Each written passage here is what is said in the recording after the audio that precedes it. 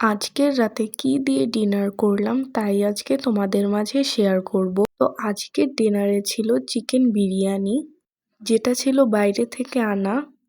আমার বাইরের এই চিকেন বিরিয়ানিগুলো খুব পছন্দ। এই চিকেন বিরিয়ানিগুলো খুব রিজনেবল হয় এবং প্রাইস অনুযায়ী চিকেনের কোয়ান্টিটি এবং রাইসের কোয়ান্টিটি বেশ ভালোই থাকে। তোমাদের মাঝে কার কার আমার মতো এরকম বাইরের বিরিয়ানিগুলো ভালো লাগে অবশ্যই কমেন্ট করে জানাবে।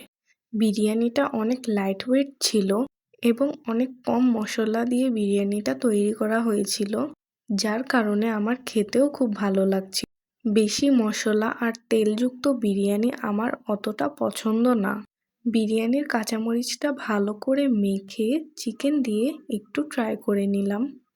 তোমাদের কার কার আমার মতো এই বিরিয়ানির মরিচ ভালো লাগে অবশ্যই কমেন্ট করে জানাবে।